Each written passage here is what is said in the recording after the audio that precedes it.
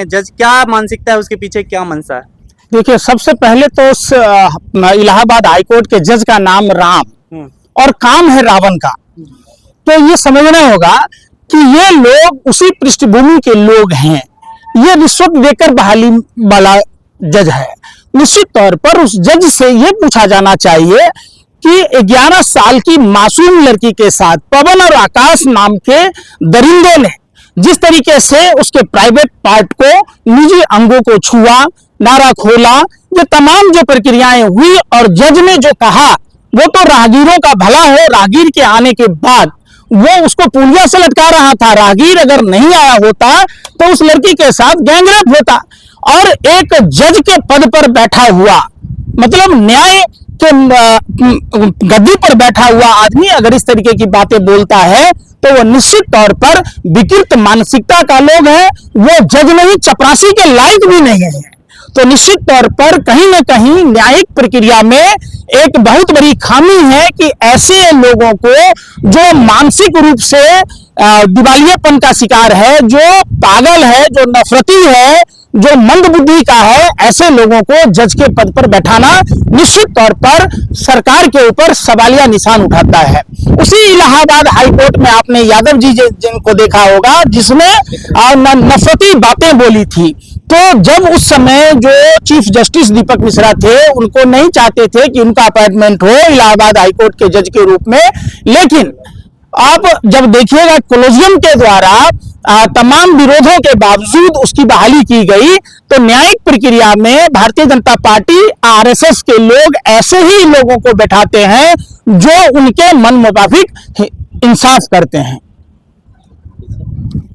यहाँ पर जो मतलब जो आप कह रहे हैं जस्टिस शेखर यादव हो या इस तरीके की जो टिप्पणियां आती हैं जजों के, तो हमेशा इलाहाबाद हाईकोर्ट ही क्यों चर्चा में रहता है? देखिए, पूरे हिंदुस्तान में जहां भी तमाम संवैधानिक संस्थाओं में आरएसएस के लोग सत्ता पर बैठे हुए हैं, जिनको व्हाट्सएप यूनिवर्सिटी का ज्ञान है, उनको सामाजिक सरोकारों से कोई लेना देना नहीं है, उनको देश की जो राष्ट्रभक्ति की भावनाएं हैं उससे कोई लेना देना नहीं है, वो लोग रिश्वत देकर बहाली हुए हैं। और वो उनका मकसद यही होता है कि कैसे हमें पैसा कमाना है, कैसे हमें सस्ती लोकप्रियता हासिल करनी है।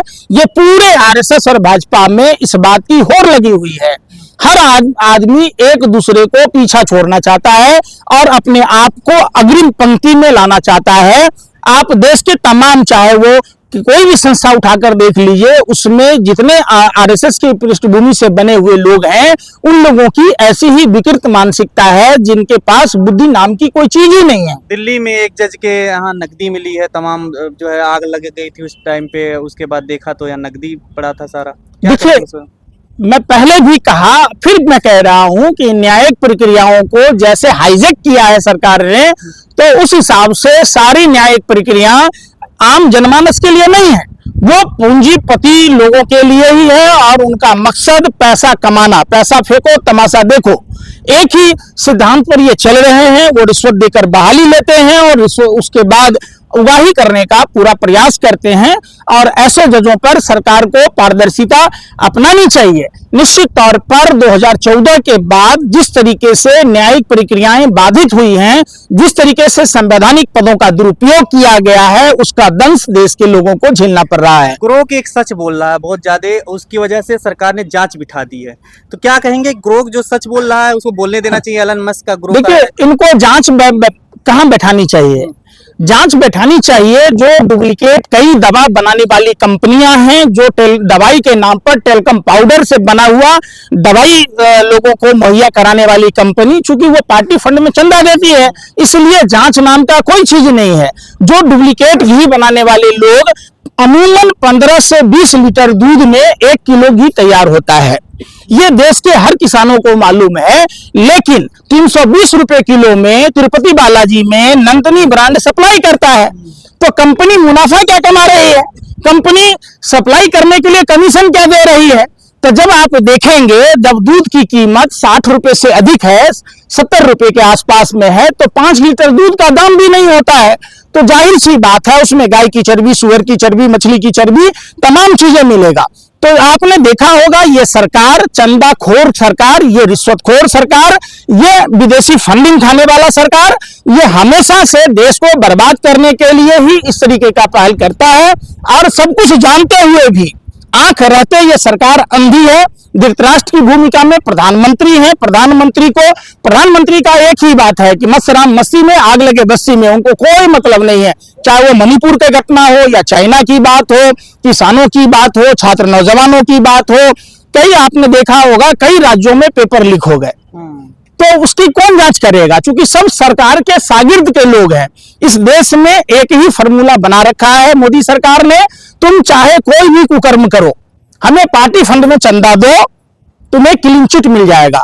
तुम चाहे देश लूट लो, तुम चाहे कितना भी घोटाला कर लो, भाजपा में शामिल हो जाओ, भाजपा आपको राज्यसभा में भेज देगी, डिप्टी सीएम बना देगी, वित्त मंत्री बना देगी, नेता प्रतिपक्ष बना देगा, मुख्यमंत्री बना देगा।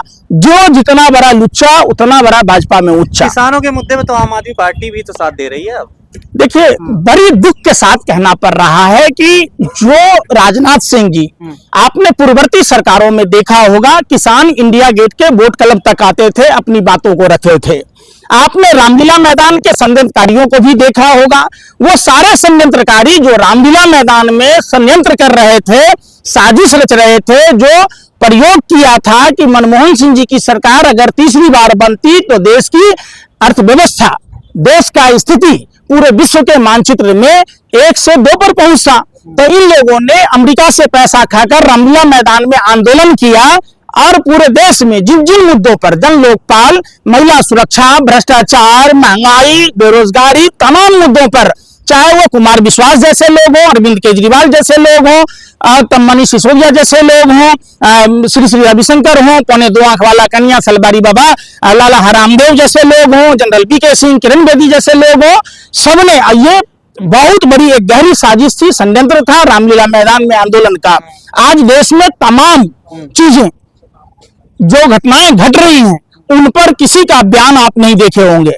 आजाद भारत में पहली बार ऐसा प्रतीत हुआ कि जैसे गोरे अंग्रेज आताताई थे, उसी तरीके से भाजपा की सरकार आताताई है।